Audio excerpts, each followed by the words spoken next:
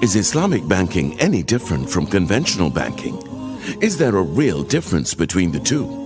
Or is it the same thing with two different labels? What do you say? If you say that Islamic banking and conventional banking are the same, you are not alone. In fact, 1400 years ago, a similar statement was made.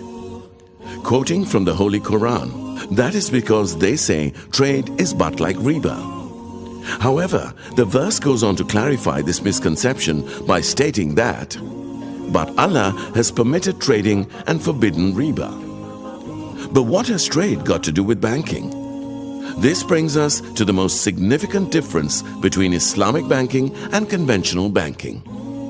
While the central role of conventional banking is to operate as borrowers and lenders of money, the central role of Islamic banking is to operate as a trader. Therefore, earnings of an Islamic bank is a result of trading activities unlike a conventional bank. Such trading activities includes sale of commodities, leasing of assets, providing services and investing into business through varied relationships. The relationships formed with customers bring out another key area where a marked difference is seen between Islamic banking and conventional banking. Conventional banking predominantly revolves on a single type of structure and relationship, which is of a lender and borrower. However, Islamic banking operates on a multitude of trading structures and relationships, some of which are as follows.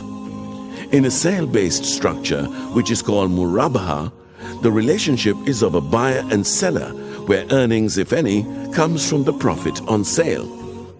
In a rental-based structure, which is called ijara, the relationships is of a lessor and lessee, where earnings, if any, come in the form of rent.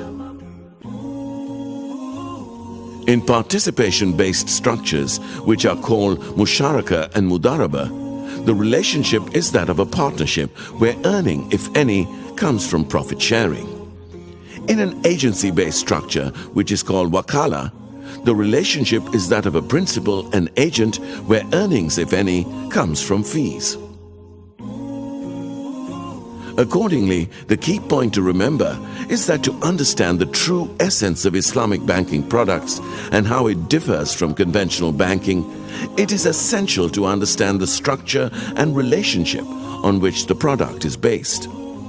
Once the structure and relationships involved are identified and recognized, the difference between Islamic banking and conventional banking becomes clear and evident. Now, let's summarize. Don't make the mistake made by people 1400 years ago. Why? 1. Trading is different from riba. 2. Islamic banks are based on trading, while conventional banks are based on riba. 3. Islamic banking earnings are a result of trading activities, which come in the form of profit on sale, rent, profit share, or fees. 4.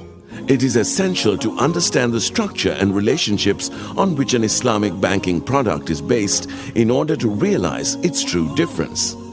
And one more thing. Islamic banks are not only regulated by the central bank, but also regulated by an independent Sharia supervisory council, aided by an in-house Sharia supervisory department, strengthening the bank's governance and social conscience. So next time you meet a person who believes Islamic banking and conventional banking are the same, you can help him see the difference. Amana Bank, it's your bank.